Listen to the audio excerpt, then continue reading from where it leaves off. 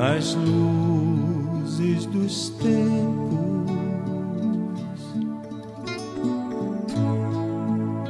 explodem as cores.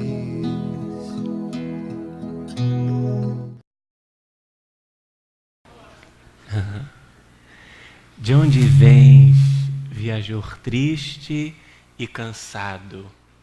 Venho da terra estéril da ilusão, que trazes a miséria do pecado, de alma sofrida e morto coração. A quem me dera a bênção da esperança, quem me dera consolo a desventura, mas a fé generosa, humilde e mansa, deu-lhe o braço e falou-lhe com doçura: vem ao Mestre, que ampara os pobrezinhos, que consola e esclarece os sofredores.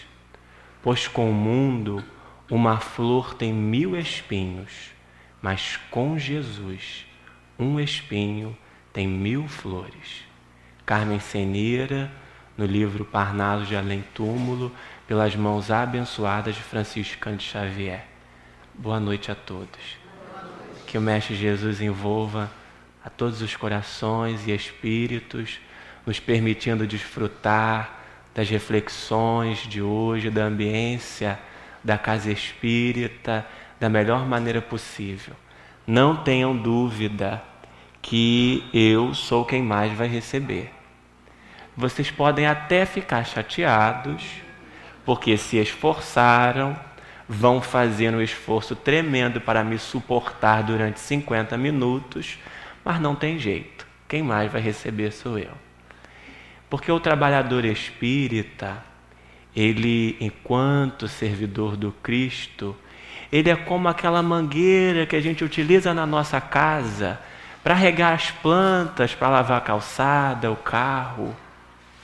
De modo que quando a fonte da água cessa, é interrompida, sempre fica um pouco de água límpida e pura na mangueira que serviu de instrumento para a atividade.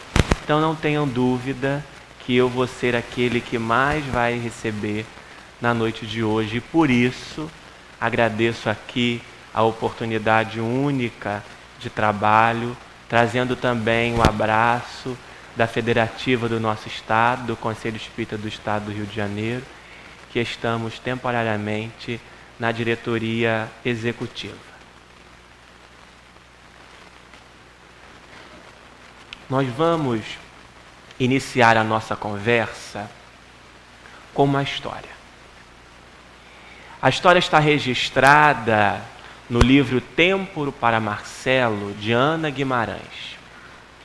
Este livro reúne uma série de experiências vividas pela expositora durante as suas atividades de trabalho de exposição espírita. Narra a escritora que, finalizado uma experiência, uma atividade de palestra pública em uma instituição amiga, ela passa a contemplar a assembleia, as pessoas que conversavam em torno da proposta do tema da noite, e de repente, no meio daquele grande público, ela passa a notar um jovem com semblante fechado, triste, amargurado, com o Evangelho segundo o Espiritismo aberto ao colo, na página que tinha sido objeto de estudo. Ela passa a contemplá-lo durante algum tempo, até que ele percebe-se notado e olha para ela e dá um sorriso. Pela oportunidade do sorriso e da reação simpática da Ana, ele faz a seguinte indagação: a senhora acredita mesmo em tudo isso que está escrito aqui? Ele responde: como não? Se não fosse assim, qual a razão de eu estar aqui? Mas eu não acredito. Não acredito que possa existir um Deus que se mantém pacífico, calado, em meio a tanta violência, tantas tristezas, e um Cristo contado nessas histórias. E ela diz: eu não só acredito, como eu tenho certeza que Deus é nosso Pai, que está a tutelar todos os nossos atos, e que Jesus, nosso irmão, palmilhou na terra a sua mensagem de amor para nos deixar exemplos vivos das palavras do seu Evangelho. E ele diz: mas eu não consigo acreditar em nada disso. Eu queria explicações para tanta tristeza. E ela diz: isso é assunto que vai levar tempo para que possamos refletir junto. E eu tenho certeza que tempo não nos faltará. Em outra oportunidade, voltamos ao diálogo. Logo surge a oportunidade. E ele vai imediatamente narrando a sua história de vida. Veja, senhora, eu sou filho único de uma família muito rica. Éramos papai, mamãe e eu, apenas, em um casarão enorme, cercado por servidores. Às vezes eu ficava me perguntando: para que uma casa tão grande só para nós três? Por que não podíamos ter mais pessoas ali, mais irmãos talvez? A minha mãe era uma pessoa que não falava muito, sempre muito fechada. Limitava-se a conversar com os servidores da casa, sempre sussurrando. Raramente a vi sorrir. A sua relação comigo era sempre muito fria. Exatamente por isso, acabei não desenvolvendo por ela um amor filial, um amor maternal. Ah, mas com meu pai era diferente. Eu o amava. Ficava ali cantado, admirando ele, um homem alto, moreno, cabelos negros, partidos ao meio, sempre muito bem alinhado.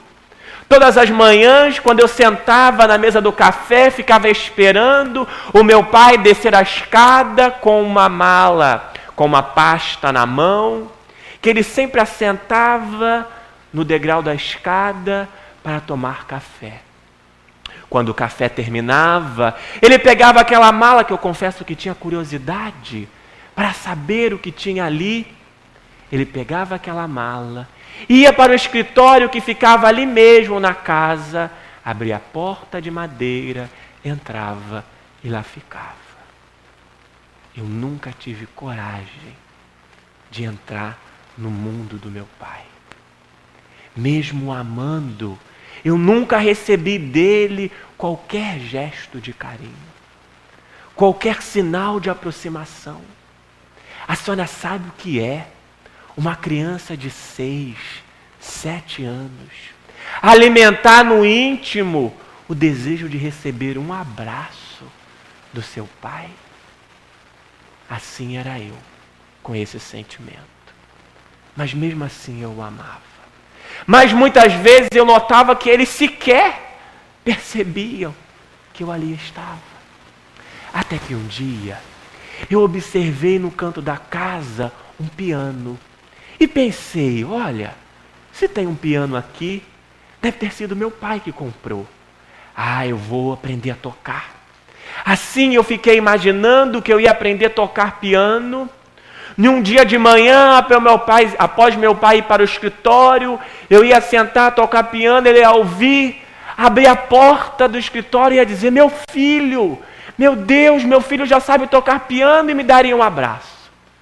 E eu seria a criança mais feliz do mundo. Falei do meu desejo com a minha mãe, ela logo providenciou um professor. Eu iniciei as primeiras aulas, meus dedos eram pequenos para aquelas teclas tão grandes. Eu me esforcei. Uma noite Eu achei que já estava pronta.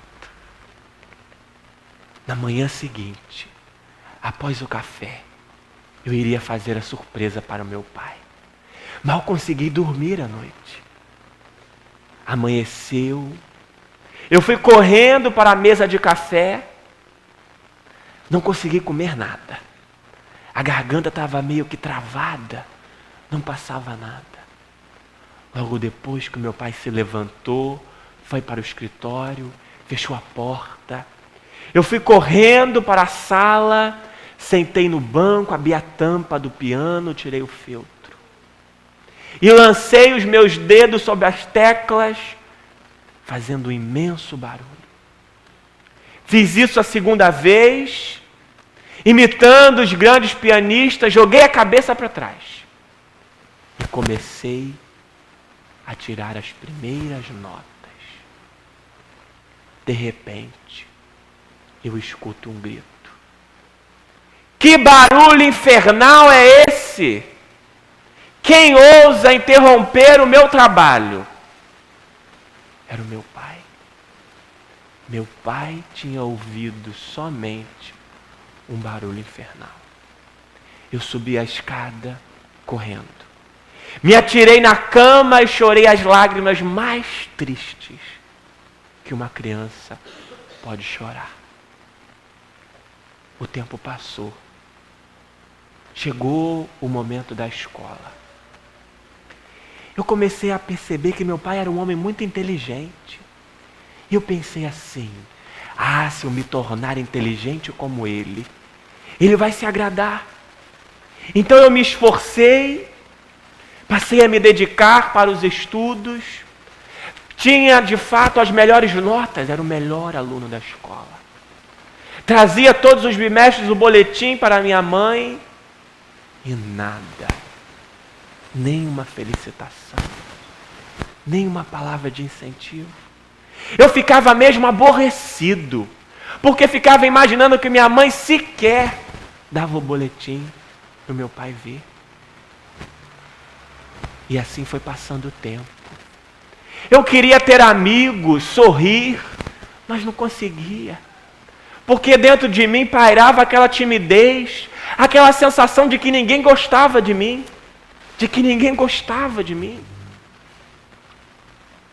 Até que um dia eu amanheci e quando fui olhar o espelho, no meu rosto se acendeu uma luz diferente.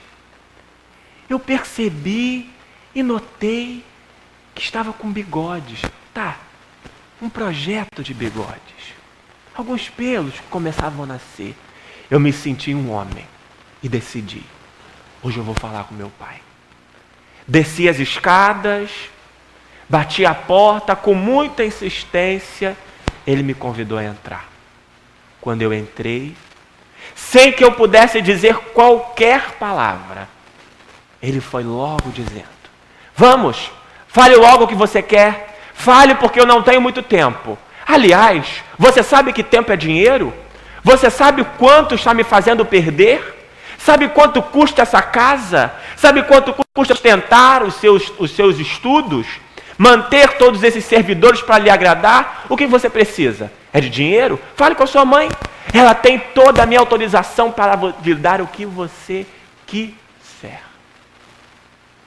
Eu não consegui falar uma palavra.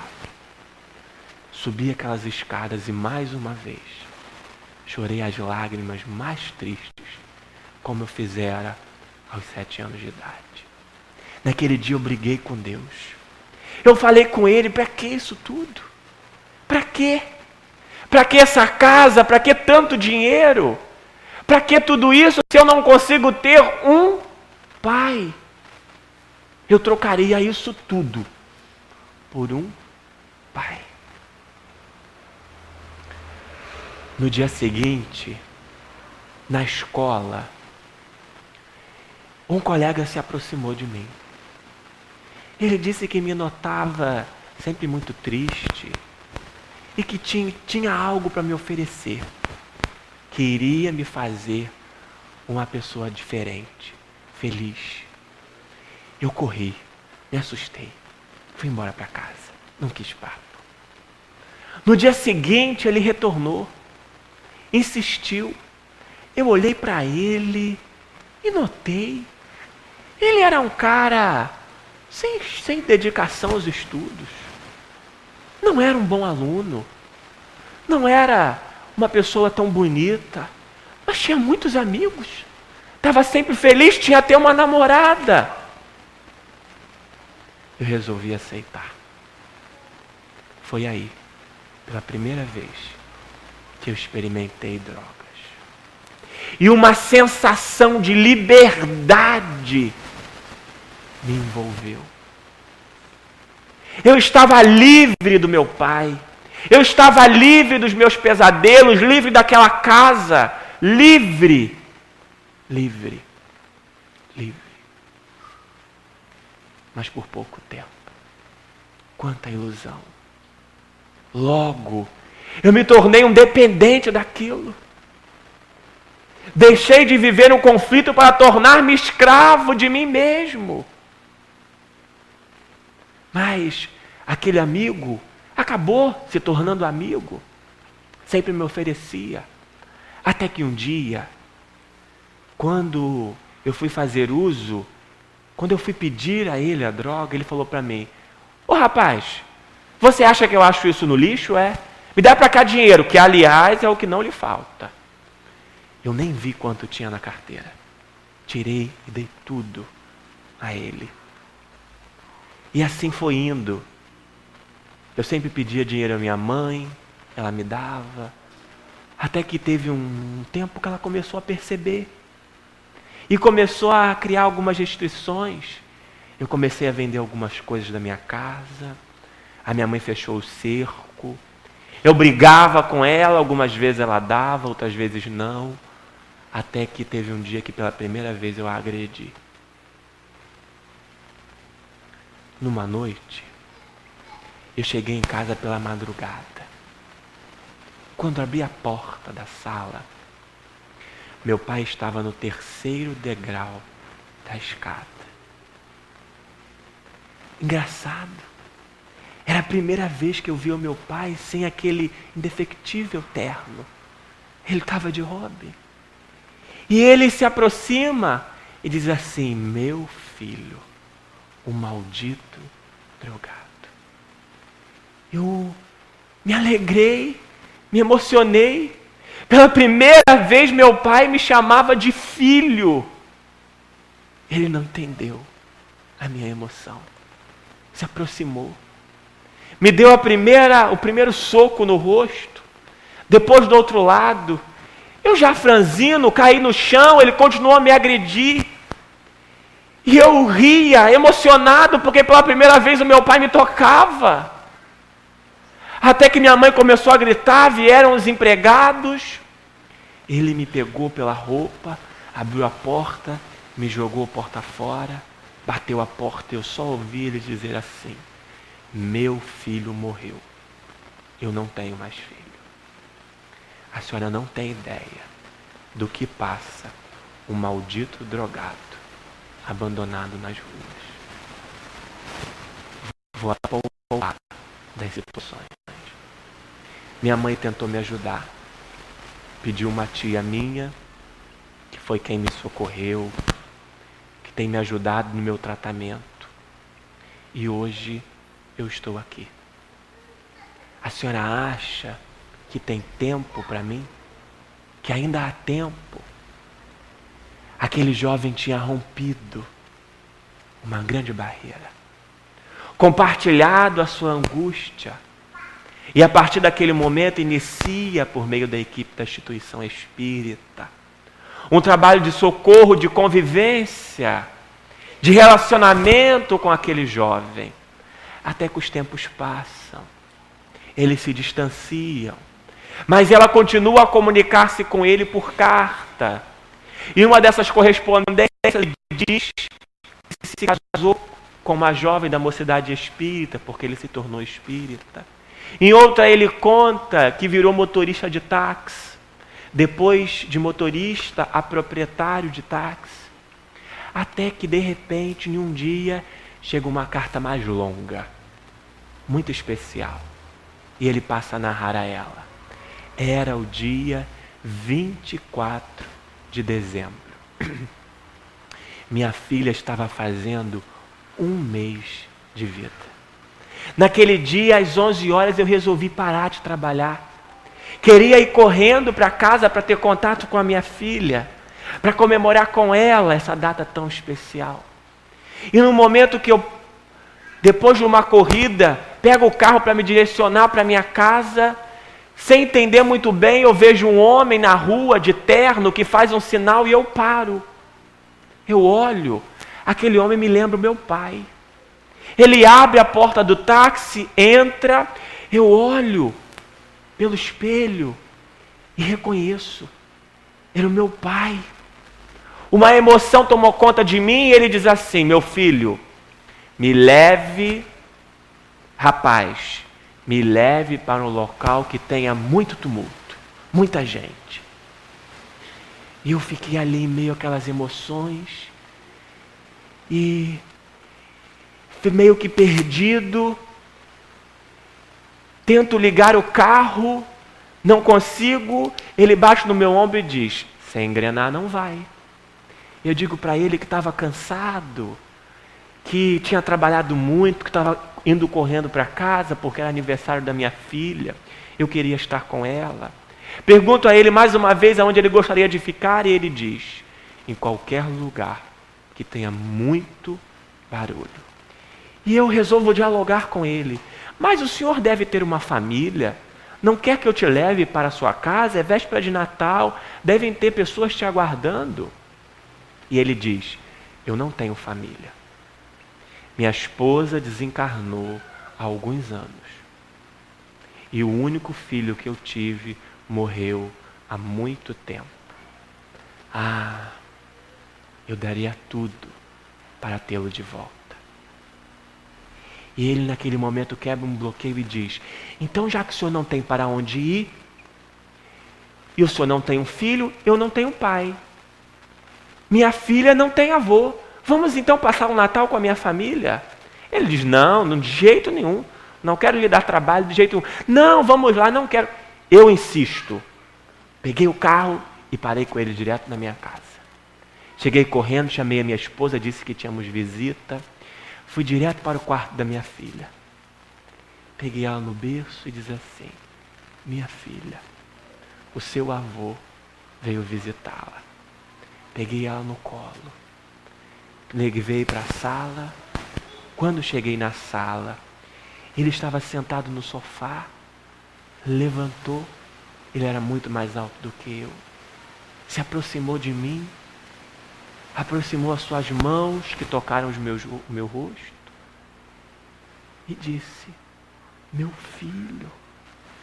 Ele me reconheceu. Nós ficamos extremamente emocionados. Eu não tenho como descrever para a senhora a emoção daquele momento. Eu ganhei meu pai de volta. Na verdade, eu acho que perdi, porque ele está muito mais familiarizado com a posição de avô do que de pai. Por que eu achei importante?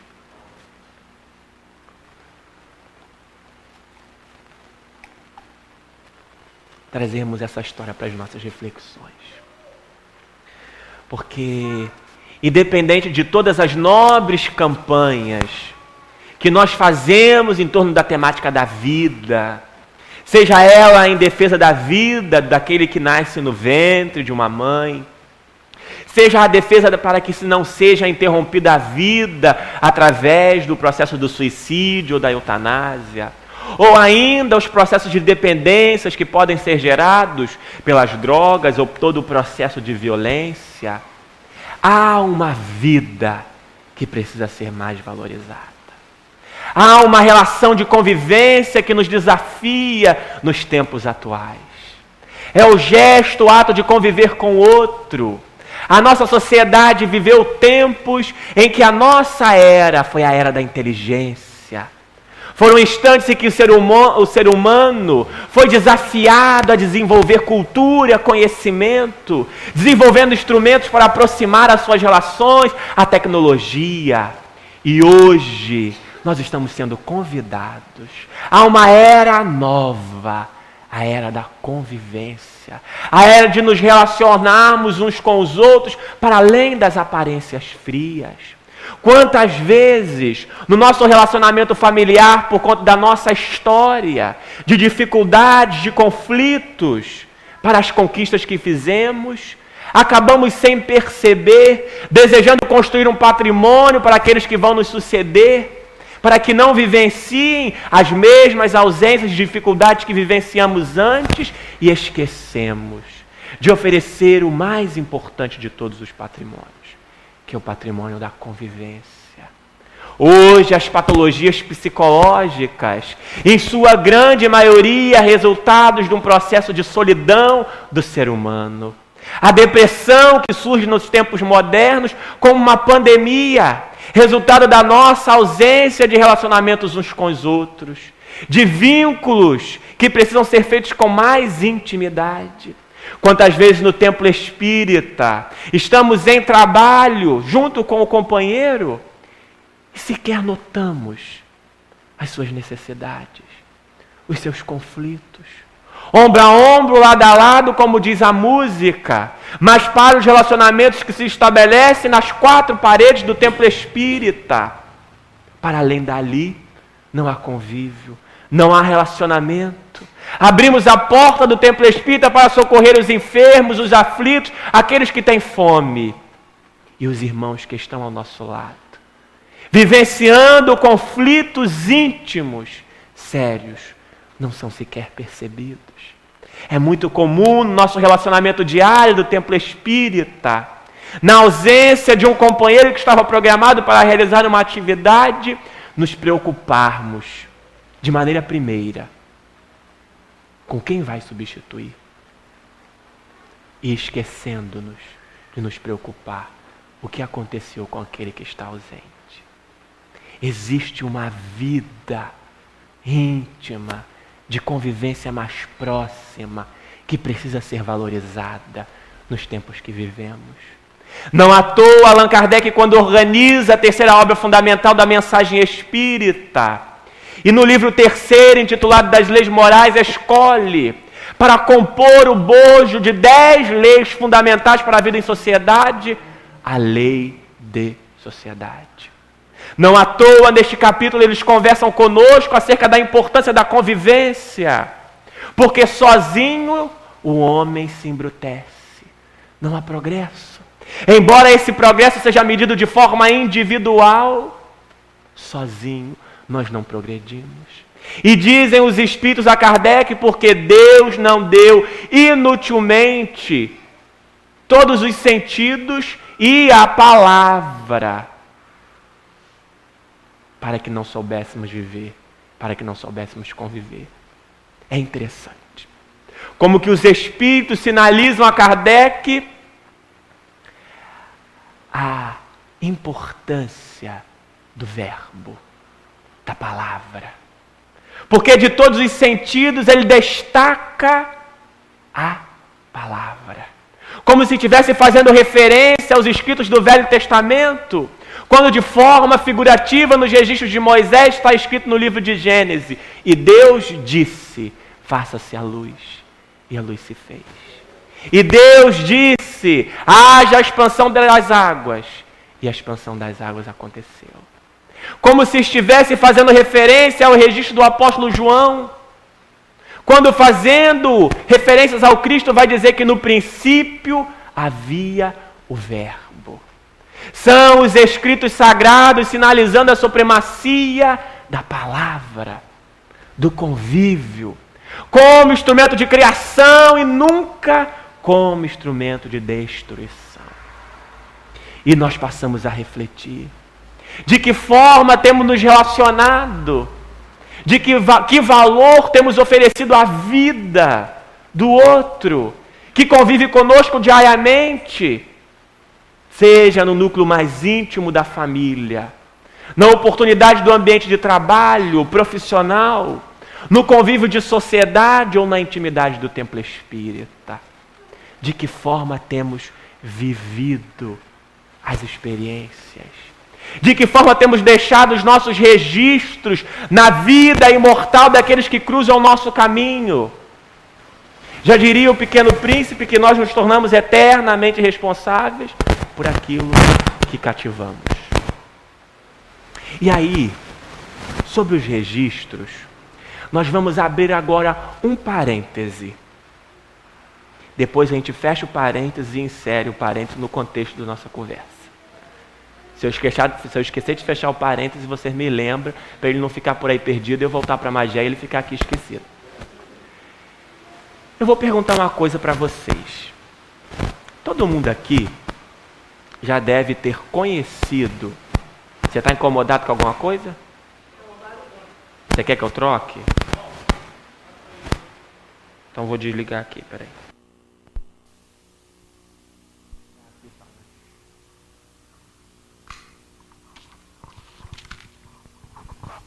Ei, tem que diminuir aí um pouquinho, senão... Todo mundo aqui deve ter ouvido falar, já deve ter tomado conhecimento de algum caso de criança superdotada. Já tomaram conhecimento? Existem raros casos, mas que acabam se tornando muito conhecidos, porque são raros. De crianças super inteligentes. Estou falando de crianças inteligentes, que a gente tem muitas nas nossas casas hoje, não. Estou falando de crianças super inteligentes.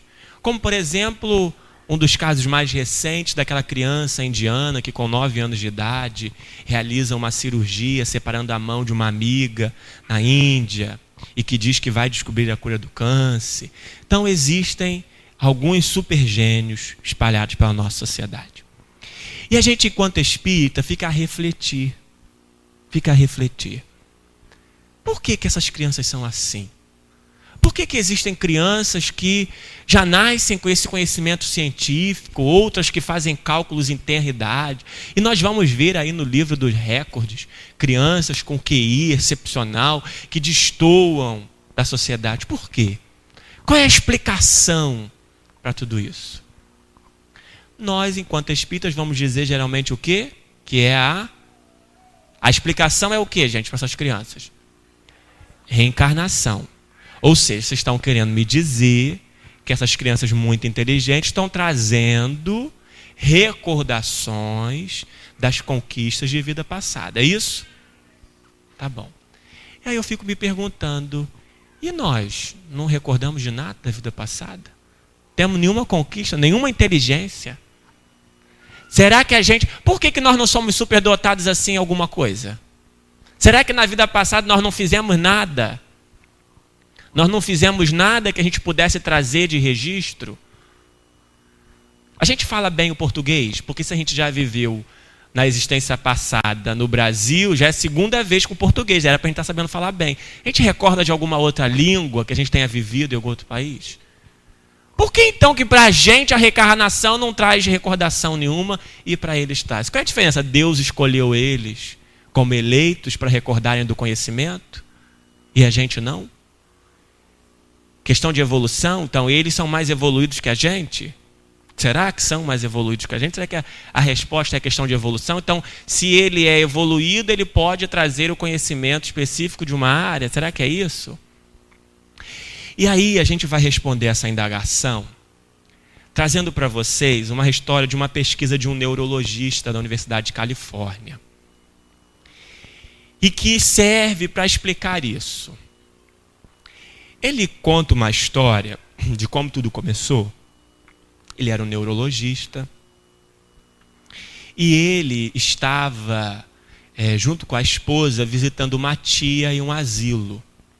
A esposa foi visitar a tia e ele ficou no saguão desse asilo. E ele, de repente, enquanto estava ali no asilo, passa a notar uma senhora já de idade sentada numa cadeira, à beira de uma janela, observando a paisagem afora. Até que num determinado momento, começa a acontecer um movimento no saguão do asilo. Uma das visitantes entrou em trabalho de parto. E ele, assim, sem perceber bem, quando olha, aquela senhora que estava sentada, tinha se levantado, assumido o controle da situação, solicitado às enfermeiras alguns instrumentos e iniciado o parto.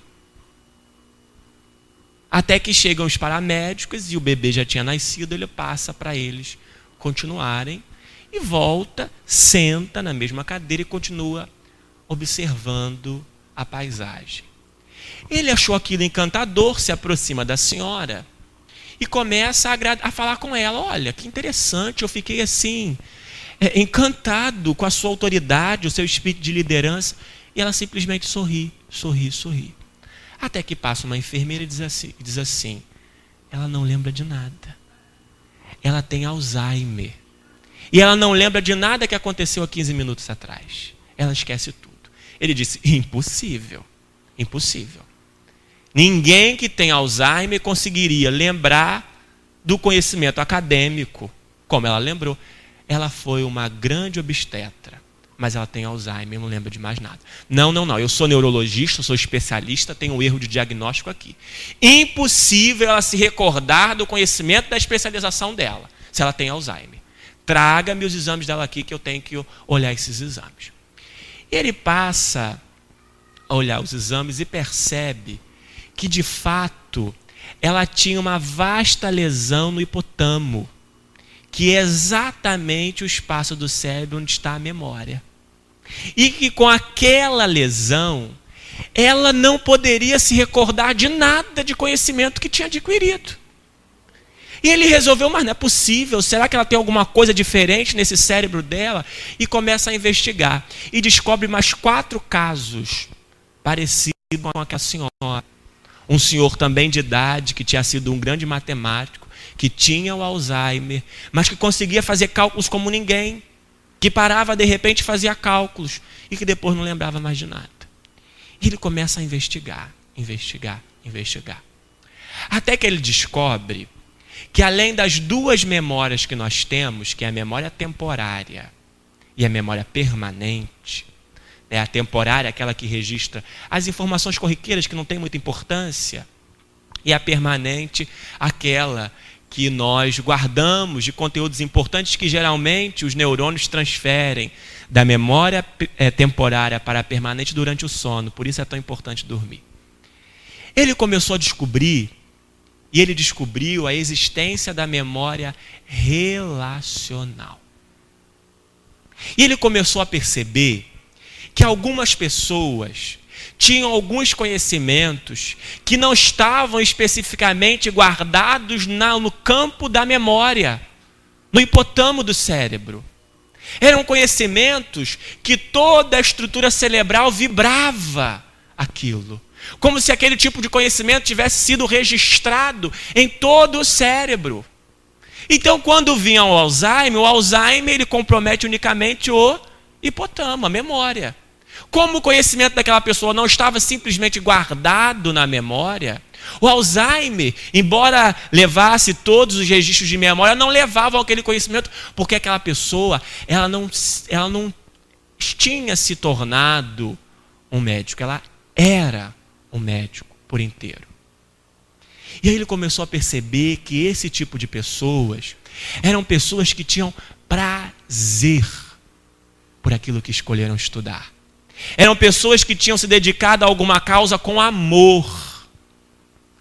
E que tinham feito aquilo não porque a mãe ou o pai tinha dito que tinha que ser alguém na vida, ou não porque era um tipo de pessoa que estudou e adquiriu conhecimento com intenção de ganhar dinheiro, não. Era alguém que fez uma escolha de vida por prazer. Você já viu aquele tipo de pessoa que é um bom profissional, mas só sabe ser um bom profissional no ambiente de trabalho dele? Médico é uma tristeza, né? Médico é onde você vê se quer fazer uma consulta. E aí tem alguns que a gente chega, no jantar, eu estou com uma dor aqui, o que você acha que pode ser, hein? Aí diz, olha só, eu sou médico, mas aqui eu sou seu amigo, não vamos misturar as coisas, está aqui o meu cartão, você vai no meu consultório amanhã que eu te atendo. E realmente atende, é um bom profissional, um excelente profissional, mas ele precisa estar no consultório. Ele precisa vestir o jaleco branco, ou o advogado que precisa colocar o terno, do seu computador, da sua zona de conforto, para que o seu cérebro possa acessar com mais facilidade o conteúdo do seu conhecimento. Agora, existem umas outras pessoas que são aquilo 24 horas por dia. Às vezes são até chatas, Você vai em contato com algum médico, vai jantar, aí a pessoa vai se vir, hoje tem abobrinha. Aí ele vai dizer, você sabia que a abobrinha é bom para isso, para aquilo outro? São aquelas pessoas que são enjoadas, que falam daquilo que convive a vida inteira. Um advogado que você fala alguma coisa, ele diz, mas isso é inconstitucional. E fala daquilo o tempo inteiro. Essas são as pessoas que desenvolveram a memória relacional. Elas não simplesmente estudaram algo para desempenhar uma profissão. Elas se tornaram aquilo. E esse conteúdo de registro, ele não fica no espaço específico da memória.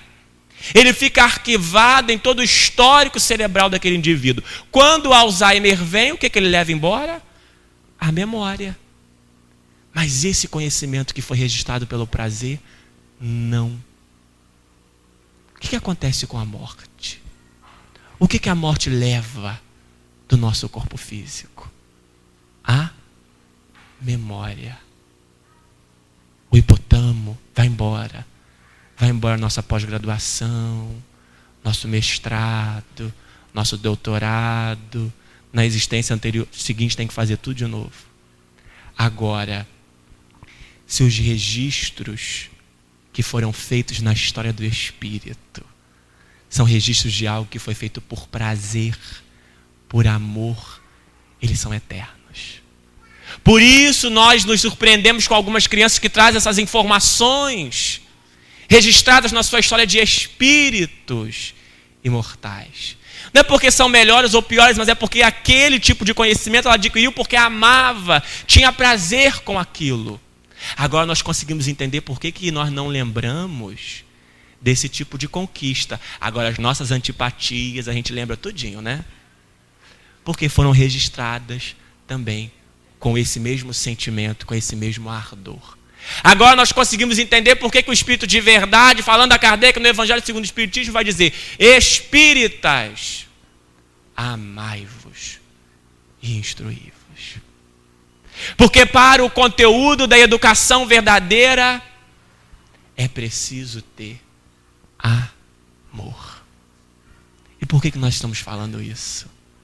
Porque nós precisamos refletir sobre o tipo de registro que temos deixado na vida de quem se relaciona conosco. E precisam ser registros de amor. Precisam ser relações afetivas.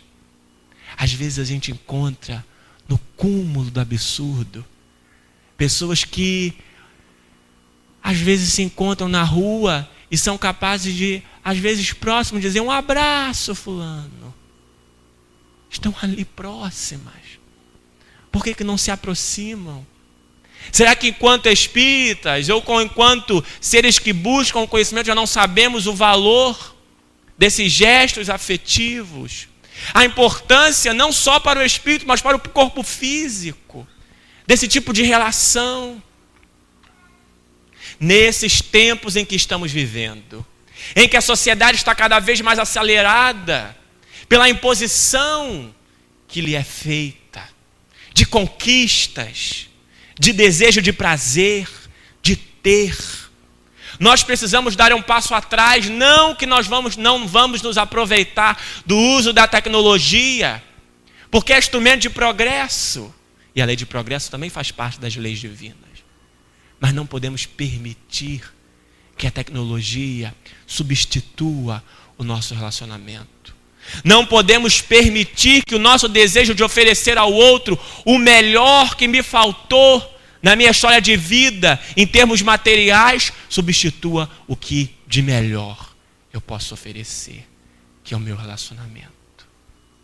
E se nós estivermos nesse exercício, companheiros, a vida sendo valorizada com esta visão, nós vamos ter uma sociedade em que o número de depressivos vai diminuir. O número de pessoas que se sentem só vai diminuir. E por consequência, as taxas de violência, de suicídio, de aborto vão diminuir. Porque as pessoas vão saber verdadeiramente a importância da mensagem de Jesus, quando nos faz o convite íntimo de amarmos uns aos outros. de exercitarmos esse amor verdadeiro, esse amor universal por aquele que cruza o nosso caminho, para que possamos fazer registros na história de vida daqueles espíritos. E quando formos convidados a deixar a vida física, para dar reinício a um novo ciclo, porque a vida ela é uma só. Eu às vezes tenho até alguns tipos de rebuliço quando escuto no templo espírita as pessoas dizerem que nós temos várias vidas. Nós temos vários ciclos de existências. A vida do espírito é uma só, vivida em ciclos diferentes. Então, quando nós deixarmos este ciclo de existência e que formos colocados de frente à nossa consciência, tenhamos na nossa bagagem o amor que tivermos oferecido e compartilhado com o outro, para ser pesado, e não as nossas conquistas materiais. Ainda que nós, porventura, na nossa reflexão íntima, não estivermos nos achando desejosos de construir patrimônio financeiro. Porque na grande maioria das vezes a gente acha que não está na busca disso. Mas as nossas preocupações diárias giram sempre em torno dessas questões. E aí a gente percebe que temos valorizado muito pouco as nossas relações com o outro, o nosso convívio íntimo com o outro, em detrimento de construirmos uma sociedade cada vez mais materialista. Que possamos então refletir sobre a importância de nos relacionarmos, de convivermos com aqueles que passam pelo nosso caminho, aproveitando a filosofia de vida espírita para pautarmos as nossas ações, as nossas atitudes, pensando sempre no outro ser humano que tem as mesmas emoções que eu tenho, os mesmos sentimentos, os mesmos conflitos íntimos e que precisa ser amado, respeitado, tolerado, da mesma forma com que eu quero ser amado, tolerado e respeitado. Que a gente reflita com as palavras espíritas, porque o Espiritismo é uma luz gloriosa, divina e forte, que clareia toda a vida, ilumina além da morte. É fonte generosa de compreensão compassiva, derramando por toda parte as bênçãos da água viva. É árvore verde farta, toda aberta em flor e fruto, de verdade e de bonança. É o templo da caridade, em que a virtude oficia, e a bênção da verdade é flor de eterna alegria. É a caridade bendita do bem que aniquila o mal. O chamamento sublime da vida espiritual. Se buscas o Espiritismo, norteia-te em tua luz. O Espiritismo é uma escola e o mestre amado é Jesus. Cassimiro Cunha, pelas mãos abençoadas de Francisco Cândido Xavier, no livro Parnaso de Além Túmulo. Graça e paz da parte de Deus nosso Pai e do nosso Senhor Jesus Cristo.